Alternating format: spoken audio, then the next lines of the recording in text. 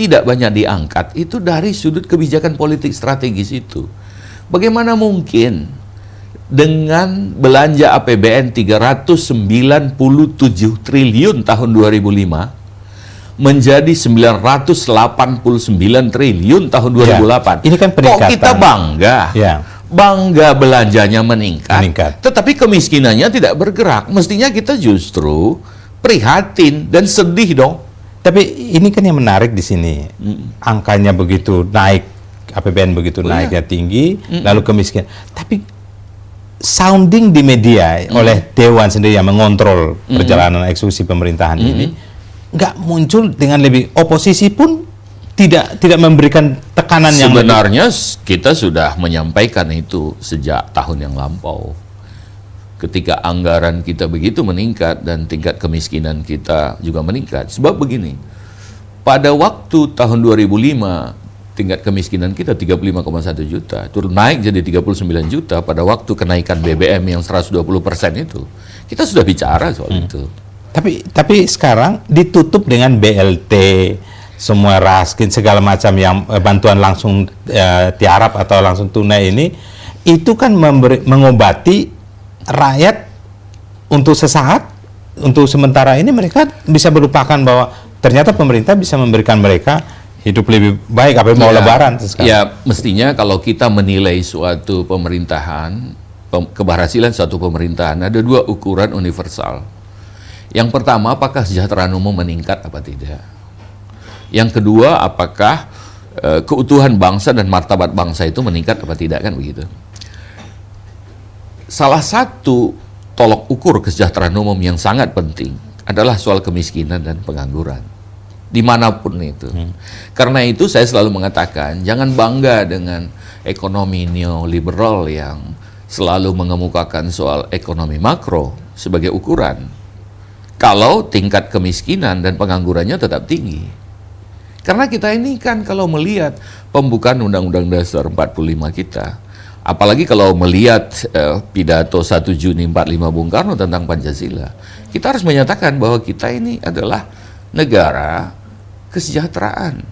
Negara untuk kesejahteraan semua, di mana persoalan kemiskinan adalah persoalan sangat sentral.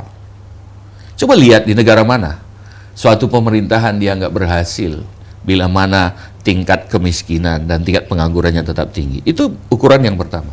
Ukuran yang kedua adalah keutuhan bangsa dan martabat bangsa.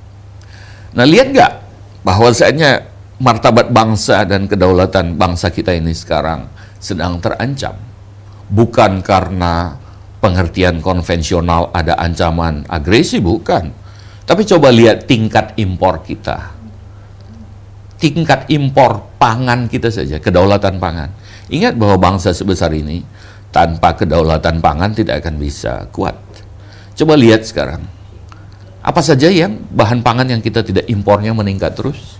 Tapi maaf saja, suara oposisi masih sangat cetek, masih sangat tidak bunyi. Nah, menurut saya karena memang media sendiri dan para pelaku oposisi itu tidak terlalu tajam menyampaikan hal-hal semacam ini. Tetapi kalau hal-hal semacam ini disampaikan secara lugas, apalagi dalam perspektif kebijakan politik strategis, acap kali buat media tidak menarik.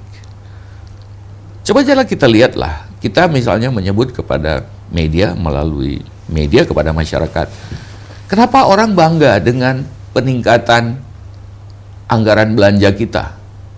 Pada tahun 2005, 397 triliun.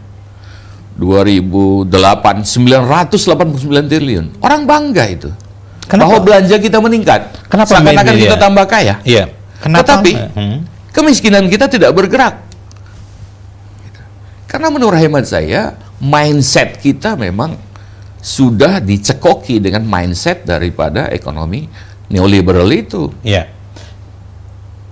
Menarik, tapi kita harus break. Oh ya. Kita break sejenak.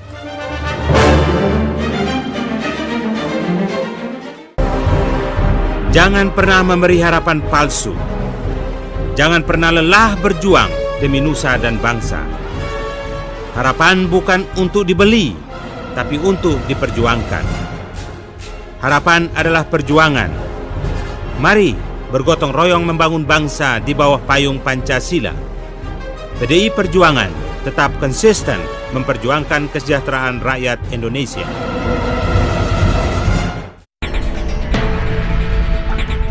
Pemirsa QTV dan Suara TV di mana saja Anda berada, kita berjumpa kembali dalam edisi Leaders of Indonesia 1. Leader tidak harus dari presiden, karena presiden belum tentu bisa jadi leader. 60 tahun lebih bangsa ini merdeka. Pemimpin nasional harus mengetahui bagaimana kebijakan negara Seorang pemimpin harus memiliki kemampuan untuk melihat masa depan. Jadilah politisi yang beretika. Kita membutuhkan kepemimpinan yang luar biasa.